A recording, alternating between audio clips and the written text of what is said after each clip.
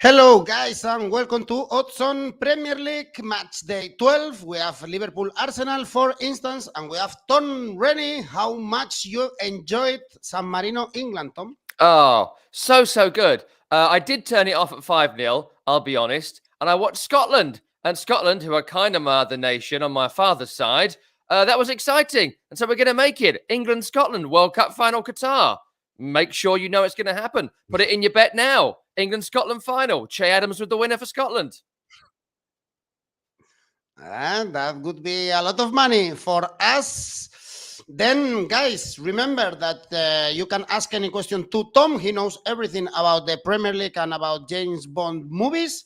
And don't forget also to leave your comment with your prediction and your tips for this match day. And click on the like, subscribe, and click on the bell to get notifications. And now let's go on with the show.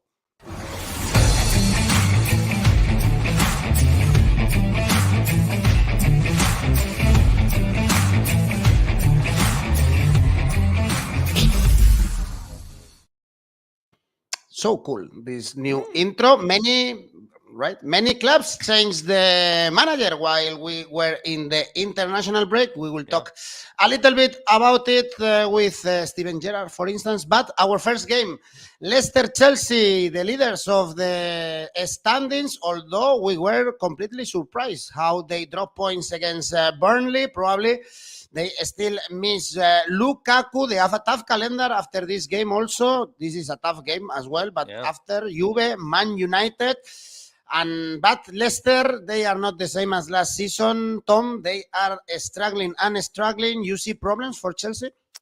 Yeah, I do. It's an interesting game, this, actually, because Leicester have been struggling, but there are green shoots in Leicester performances, recent Leicester performances. I thought they were good against Arsenal despite the result. They were good away at Brentford. They were fantastic when they beat Manchester United. So there has been some green shoots for Leicester, but you can tell that they are a side scratching around to find their modern 2021 season identity. The injuries haven't helped. The loss of Wesley Fofana, I think, has been huge. I think he had that 1 year to bed into English football, and this was going to be a big breakout year for him. So to lose him for what looks like half a season, maybe more, is a massive blow. Though Johnny Evans coming back in, fantastic. He was great for Northern Ireland in their game against Italy during the international break. A real virtuoso defensive performance.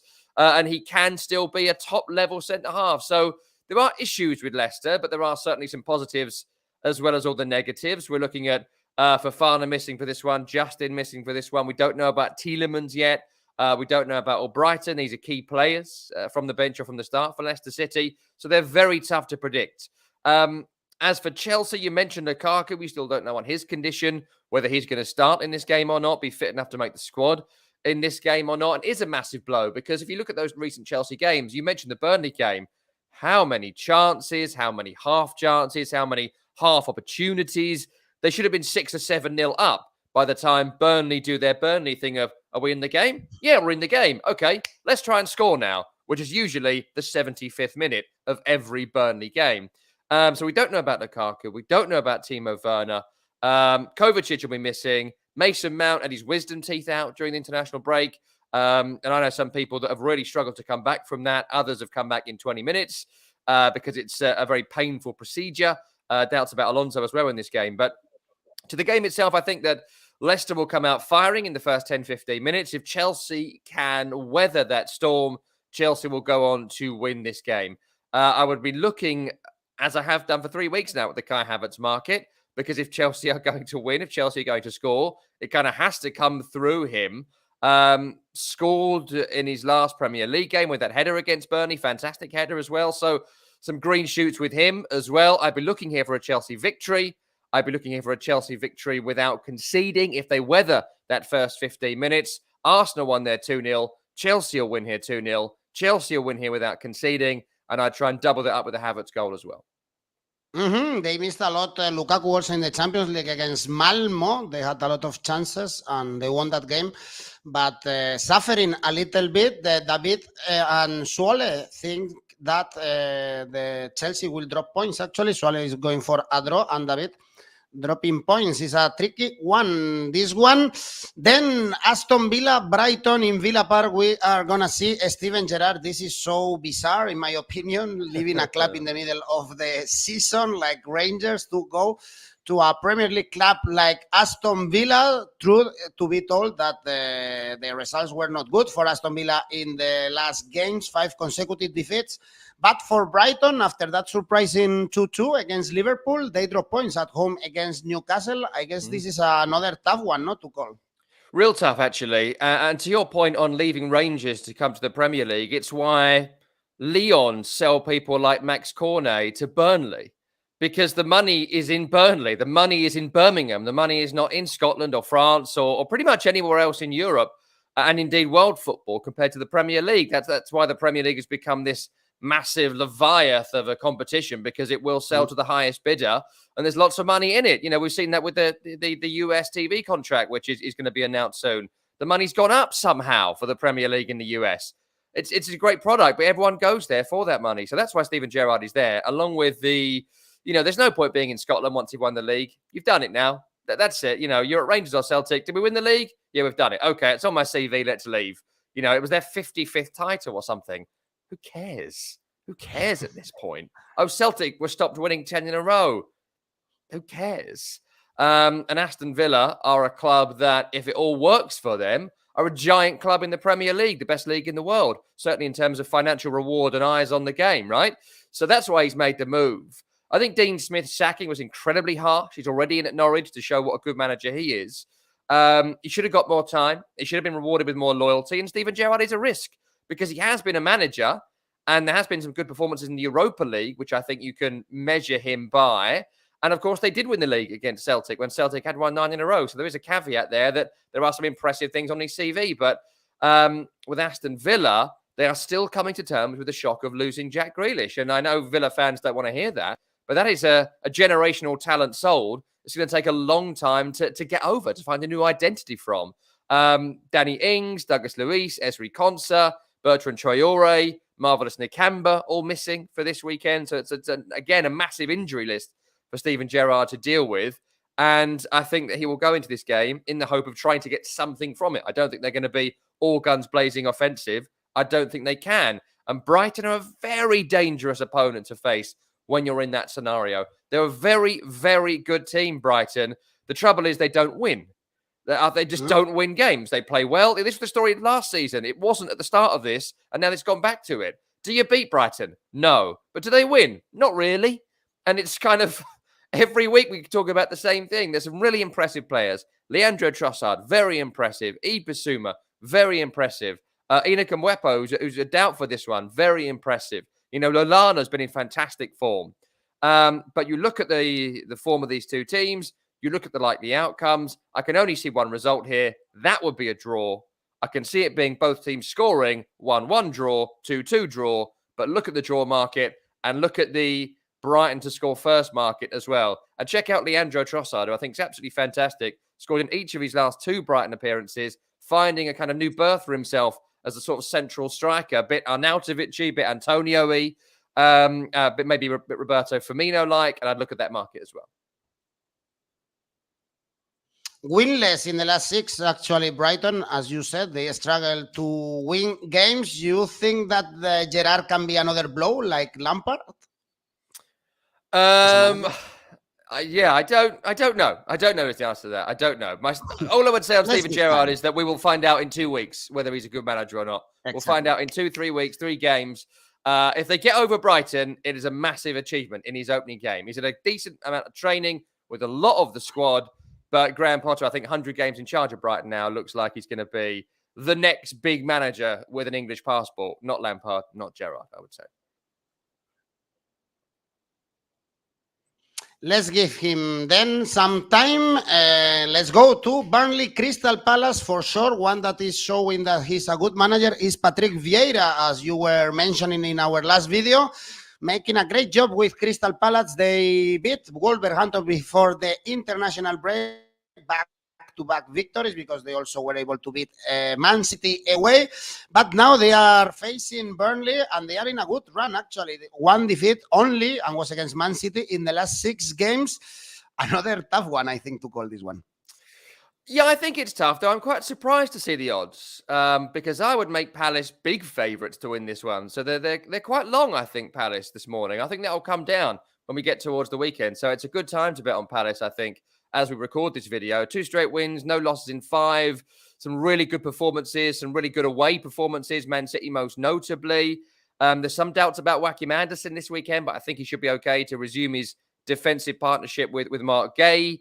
Midfield looks good. Conor Gallagher has probably been the best player in the Premier League the last 2 or 3 rounds. That's how good I think he's been. Spectacular box-to-box midfield performances. And up front, even Christian Benteke is scoring goals all of a sudden, For Burnley, they'll try and hang in this game like they always do until the 75th minute, until they either go to win it or they try and get a point from it. But Burnley's home form has been relatively poor. Offensively, apart from Max Cornet, there's not a great deal going on for them. I know they thrashed Brentford recently, but they caught Brentford at a really, really good moment. All I can see here is a Crystal Palace win. I think defensively strong, offensively impressive. I'd go low scoring, looking at 1-0, under 1.5, under 2.5 to win without conceding. Potentially Christian Benteke to score from a corner as well. I know our friend Alvaro loves the corner market. Here's a corner one for you, Alv. Christian Benteke to score from a corner. You get around 11-1 today. So that's pretty decent. I look at that. But Palace win. Palace are good. Burnley in some trouble. Okay, also Marco is telling us Crystal Palace to win. Jonas, Crystal Palace to score first. So let's go for Crystal Palace. The odds are good right now. Then we have Newcastle Brentford, another new manager in the Premier League, Eddie Howe, coming to the bench of this multi-billionaire club right now, Newcastle, and probably is a good way to start facing Brentford because they are going down in the last weeks after a great start of the season. Even they lost against Norwich. How did this happen? I know. First time that bet's not come off for me this season, bet against Norwich. I'm still going to go with it most weeks, despite the Dean Smith appointment, because the squad is poor. But if you're losing to Norwich, as I say to you a lot, I think you're in big, big trouble. Let's start with Newcastle. What can Eddie Howe do with that squad? Not much, I would say. I don't think there's a great deal different we're going to see in this Newcastle team from Steve Bruce to Graham Jones to Eddie Howe. He needs reinforcements, right? He does. I think maybe we'll go back to a 4 at the back, but if he does try that, I think Newcastle will get stuffed in some games because the defense is poor. The individual players are poor. And when teams struggle, they go 3 at the back, they go 5 at the back, they go 7 at the back. Just look at Manchester United at this moment in time. That's what teams do. It's a wise thing to do. It's then the coach's job to find a way out of playing that defensively or make the 3-5-2 look offensive in the way Liverpool, the way Chelsea do at times. But I just don't see what Newcastle are going to do. I really don't. It might be I get the best out of Callum Wilson. It might be I get the ball into Callum Wilson. If you get the ball to Callum Wilson, he'll likely score if he shoots more than not. That's the tactic. Apart from that, they were a very cavalier side, Bournemouth, when Eddie Howe was in charge. And I don't think Newcastle can go that way. As for Brentford, the issue of their recent slide in form, 4 defeats in a row, is the injuries. Johan Wissa is out. Mads Sorensen is out. David Raya, the keeper, is out. Christopher Ayer is out. Josh De Silva is out. Shandon Baptiste is out. Doubts over Jensen and Jorgensen. And 1 or 2 others as well. We don't know about the form and fitness of players coming back from international duty. It's a huge list of injuries. You might have to. You might have to. Yeah. You might need to prove you've lived in Denmark at some point to play for Brentford. But apart from that, they'll get you in. So they're in some trouble. But I tell you what, I don't see Newcastle winning. I don't see Newcastle winning, and I don't see Brentford winning. I think Brentford will put on a very firm rearguard action. I think Newcastle will score 1, but I also think Brentford will score 1. Look at the draw market. Look at Brentford to score first, to really drain the life out of St James's Park. But I'd fancy Newcastle to score a goal here as well. The other market to look at is with goal scorers. Ivan Toney, once of Newcastle. That was the last team he played for in the Premier League. If anyone is to score, he's going to score. As for Newcastle, the only man that's going to score is Callum Wilson. So double up with both of those guys to score in this game. You get that for around 9-1 this morning, which is pretty decent. Very specific bet, I know. But 1-1 with Wilson and Toney to score, this game screams that to me. Okay, well, I've been to Denmark once, but I'm not blonde when I had hair, actually. So probably it's not enough to play for Brentford. Then let's go to Norwich. So you win the first game of the season and then you sack your manager. This is something that I don't really understand. The new manager is Don Smith. And now they are playing against Southampton. And Southampton, we were saying always that they will suffer this season. But the truth is that they are beating the teams in the lower part of the season. And they are doing pretty well right now. They are 13th with 14 points. So good job for Southampton and good odds again if you want to bet against Norwich. Yeah, I mean, I'm not going to change my tact this season, despite Dean Smith taking over at Norwich, who I think is a good manager. Should not have been sacked at Villa. That was incredibly harsh on him, considering the job that he'd done. Bad run of form, bad year, sure, but still a good manager, and I think he deserved the chance to get Villa out of the slump they've been in. Norwich were fantastic in their last game under Daniel Farke when they won, sure. Matthias Norman, he's someone we picked out before this season. I think he's a good player. I might be their only kind of Premier League quality player we've seen this season. Billy Gilmour will be the other one, but we've barely seen him. If Gilmour is fit, there's some doubts about him after he played for Scotland in midweek against Denmark and played so impressively well as well. But if you've got a midfield of Gilmour and Norman, you've got, well, that's it, actually. There's two players that are Premier League quality for Dean Smith to work with, but I think you've got to build the team around them too. As for Southampton, you mentioned their upturn in form. Yeah, I think that Adam Armstrong has proved a few doubters, me included, wrong. Fantastic goal. Last I saw him at St Mary's, I think he looks fantastic. Che Adams has scored some good goals this season. Looked good for Scotland in midweek as well. So there's some good things about Southampton right now. Doubts about Livramento. That's a big problem. He's been so crucial to everything good that Southampton have done in recent weeks. So hopefully he'll be fit. Armando Broja, hopefully he'll be fit as well for this one. Doubts about him. But look, I'm not going to bet on Norwich. I like Dean Smith. I think he'll do well in the Championship with Norwich next season, but I'm not going to go Norwich. I'm not even going to bet Norwich to score. I think Southampton win. Southampton win without conceding. And I'd be looking at the Adam Armstrong Southampton to win double.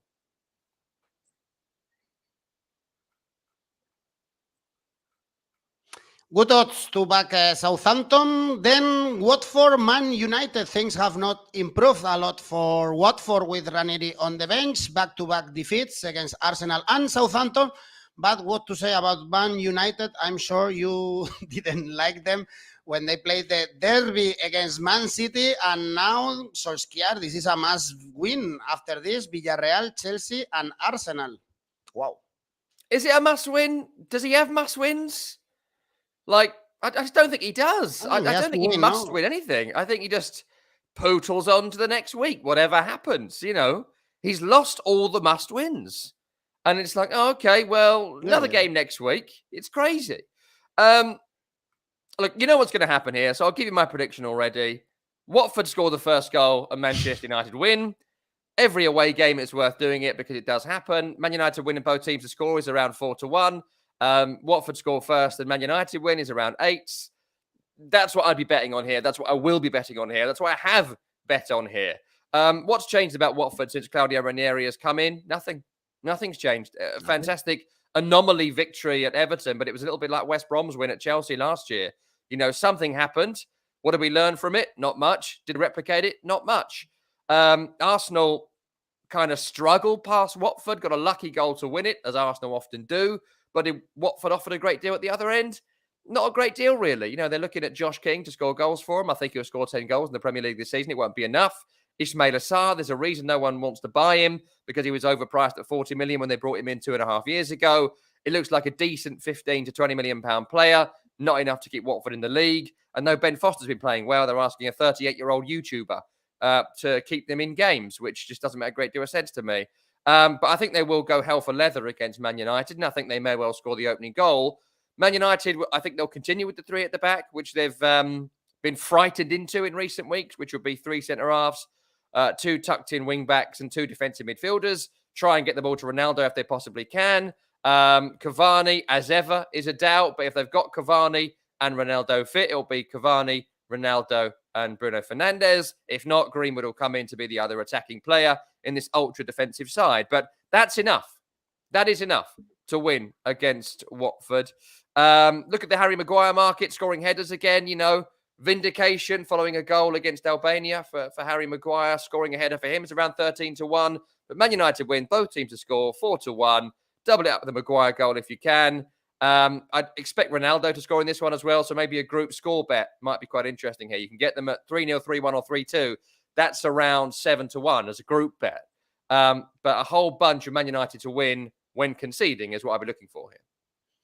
Cristiano to score in the injury time, as David is telling us, also a good option. And Vano, he's saying he's Man United fan. He said that his team is trash. We share your opinion right now. And he wants Ole out. And Vano, you are not alone on that. But he's not going to go. He's not going to go. I think someone there said it's around 100-1 to go. I think it'll be longer and longer and longer. Like, he's not going to go. They have bet the farm on Ole Gunnar Solskjaer. So we all need to move on to a different conversation with Manchester United because they're not going to sack him. And if they win one trophy and they finish fourth, that's the job. That's all he's been asked to do. And that's why there was no panic in the Liverpool loss and the Man City loss, because that's already been priced in. They priced those losses in. They priced 8 losses in this year and to finish fourth. And if they lose only 8 and win 25, they will finish fourth. And that's it. Mm-hmm. All that money spent for that, well, lucky man, Solskjaer. Not even his name. Let's move to the next game. Wolves, West Ham. What a job West Ham is still doing. Amazing. They were even able to beat Liverpool. You mentioned, why don't we put a little bit more of money with West Ham to beat Liverpool? And they made the job. Let's see how is Antonio, no? Because maybe he's tired after playing for Jamaica. And this is not an easy trip, but we know that Wolves, they lost the last game against Crystal Palace, but actually they were in a very good run before in the previous 5 games. So not an easy game, this one, Tom. Yeah, real tough for West Ham. This is the kind of game where we're going to find out whether West Ham are going to have a top 4 challenge. I think they will have a top 6 challenge, whatever happens. But if we're talking top 4, then this is the kind of game you've got to win. Wolves are a good side. They're a good side at the moment, but they are certainly a side struggling for consistency, despite a recent run of form. I like Trincao, I like Jimenez, and I like Hwang Hee-chan up front. That's a good trio. They play really well together. They look creative. Defensively built around Connor Cody, as ever looking strong. And I think Jose Sarri in goal is certainly a step up on the recent form of Rui Patricio. So I think they've bought well. I think they're playing well. I like the manager. I like the way Wolves play. But I could say all of that about West Ham United. Definitely a doubt about Antonio. I hear David Sullivan, still the majority shareholder, despite the recent influx of money from Daniel Kretinsky, the Czech billionaire. He basically chartered a private jet to bring Antonio back on his own so he could train today as we speak on Thursday to get ready for the game on Saturday. But I would still treat Antonio with real caution here. And if Jarrod Bowen is the centre forward in this game, I wouldn't be surprised to see that, because if Antonio's hamstrings go, that might well be it for West Ham. They haven't got anyone even slightly like him who could come in and do it on a regular basis. Bowen for a game, sure, but no one else is the forward. The team is built around him offensively. The loss of Angelo Ogbonna is massive as well for West Ham. I think Zuma and Ogbonna together look fantastic. Ogbonna's been West Ham's best defender for 4 years. So to lose him to a serious injury, it could be 3 months, could be 9 months, is a massive blow. I like Craig Dawson. He's certainly done a lot better than any of us anticipated. But still, he isn't in the same league in terms of consistency as Angelo Ogbonna. So that's going to be a big blow. Doubts about Rice as well, who had the flu.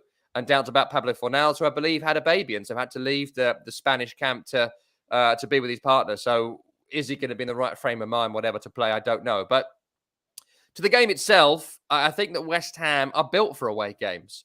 They're built for away games. They're built to play teams who love possession. That's exactly what Wolverhampton Wanderers are. For Wolves to win this game, they have got to score 2 goals, right? Are they going to be able to score 2 goals against this West Ham defence? I don't think they will. Are West Ham going to be built to hit them on the break? Yes. And if they do that effectively, they will win. I'd be looking at a West Ham win market. West Ham to win, both teams to score. Might be looking at the over here because I can see plenty of goals. I see over 3 goals in this game. So look at the over 2.5, maybe the over 3.5 goals in the game market. You can get Jimenez and Antonio to score as a double for 13s. I like that as well. Antonio to score first and West Ham to win. All combinations of that are over 100-1. So I'd be looking for that as well, because if West Ham are going to win, Mikel Antonio is going to score. The doubt is whether he plays, but if he's fit, he does play. But West Ham to win, both teams to score, and Antonio to be one of those scorers is what I'll be looking at here.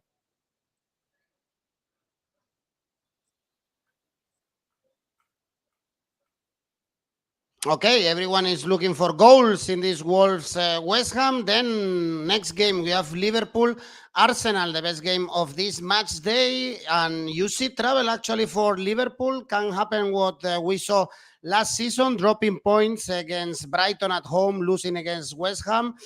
So they have to bounce back against Arsenal, and they are also in great form. So this is a dangerous game for Liverpool. Yeah, it is a dangerous game, I agree. And you look at the injury list for Liverpool as well, it's very significant. Roberto Firmino, James Milner, Naby Keita, Joe Gomez, all out of this game. Doubts about Sadio Mane, Jordan Henderson, Andrew Robertson, Divock Origi, and the long-term injuries to Harvey Elliott and Curtis Jones are well known. So that's huge. That's a huge amount of players missing for a team who are very much a team. Liverpool under Klopp have never really been like a squad. They're an outstanding starting 11 with one or two options from the bench, but it's the 11 that makes the difference here. And that might give some hope to Arsenal, who only have Partey and Xhaka missing for them of significant injuries. But I'll tell you what, I've said this a few times now, Arsenal have done okay. But have they been particularly impressive in this run of form? The only game they really impressed me was against Leicester. And even then, it took a brilliant career best performance from Aaron Ramsdale for them to cling on to the 2-0 lead they got in the first half of that game. They were poor against Watford, nicked the win. They weren't great against Villa, nicked the win. Palace should have beaten them. Brighton should have beaten them. But Arsenal do this every year to us.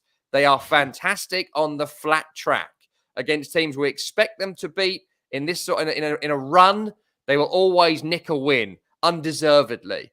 This is a big test. Is Emile Smith-Rowe a top Premier League player? Is Bukayo Saka a top Premier League player? We'll find out in this game, despite Liverpool's injury list. And my opinion is no. My opinion is they are not top level challenge for the top four players at this moment in time. And I think Liverpool will be smarting from that loss against West Ham. Should have been a draw in the end. That Sadio Mane chance at the end should have gone in. Would have been a real commendable 3-3 draw, which they didn't get. I think Liverpool are going to come out firing. Liverpool are going to come out offensive. Liverpool are going to blow Arsenal away in the opening 20 minutes of this game. Asian handicap for this game. Look at -2. Liverpool win by at least 3 goals. Mo Salah will score in this game. 3-0, 4-0, maybe even 4-1. Lots of goals. Liverpool win it big. Liverpool smashing Arsenal in your opinion. Also, Man City smashing Everton in your opinion, because Man City, they were brilliant in the derby. They should have scored way more goals. And Everton, they are really in poor form. They had a goalless draw against the Spurs, and they are winless in the last 5. So I guess maybe another big victory for Man City. 5-0. 5-0, mate. Yeah. I'm doing it. Every City game, go for 5-0. You're going to win about 4 or 5 a season. It's about 15, 18 to 1. So 5-0, that's worth a couple of bucks. Look, Man City against Man United, you know, there was a great line in the commentary I was listening to, which was City are playing this game with contempt. They were contemptuous of Manchester United. At 2-0, they were like, is this it? Is this all you got? You know, and that was it. And they just sort of like took their foot off the gas, won it 2-0 like they would against Everton or Watford or, you know, any team at home. That's how pitiful Man United were in this game. But I think there's a game coming up soon. We have enough of them this season for City where they're going to thrash somebody. And this well might be that game. Why? Because Everton have been poor. They've been poor when I've watched them. I did their game against Wolves recently where Wolves should have been out of sight. 2-1 was a very respectable scoreline. Thrashed by Watford at home, beaten by West Ham at home. Had to cling on against a poor Tottenham last time out. You know, without Calvert-Lewin, they have no attacking threat. Benitez currently doesn't know how to use Richarlison. They've got a real bunch of nothing players in their squad, Everton, that have been brought in for big money. Alex Iwobi is the most obvious example of that. What is he? What does he do? What was the point? And how much? You know, and there's quite a lot of that in this Everton squad. The defence are playing poorly. Still no Doucouré. Still no Calvert-Lewin. Still no Yerry Mina. This is the game. You do a group bet. look at your 3s and 4s and 5s, but I think City win and City win big here. And I'd be looking at a strong Asian handicap if you like that sort of thing, but minimum 3-0. Okay. Also, Jenas over 3.5 goals, 3-0 actually. Santa is saying now. So let's go for a heavy victory for Guardiola over Benitez, two Spanish coaches actually. And our last game on Sunday, Tottenham Leeds. Now Antonio Conte had a little bit more time to train and to work with his team. Maybe also Harry Kane gained a little bit of confidence, no? Beating and scoring goals against San Marino. This is always very tough. And now they have to beat Leeds, which they've improved a little bit, no? Their form, they were really poor in this start of the season. 3 points above relegation. Draw against Leicester, beat Norwich. Can they also put Tottenham in trouble? No. I think that Tottenham, as you say, have had another bit of time with Antonio Conte. They've had 4 or 5 days before this game. The extra day as well on the Saturday could prove crucial for some of these players to recover from their exertions during the international break. You know, Conte's a fantastic appointment, and it's a good squad. It's not a great squad, but it's a good squad at Tottenham with 2 elite players, those players being Harry Kane and Heung-min Son, who are both fit to play in this game.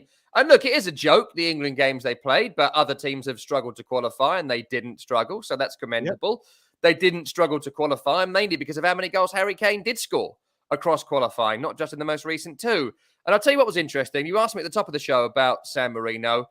And I'll tell you what I did learn from it, if anything, is that Harry Kane played up front. Like actually up front. He didn't drift. He didn't wander. You didn't find him on the left wing. Even in the Everton game a couple of weeks ago for Tottenham, he's somehow in defensive midfield when Tottenham are attacking. What are you doing?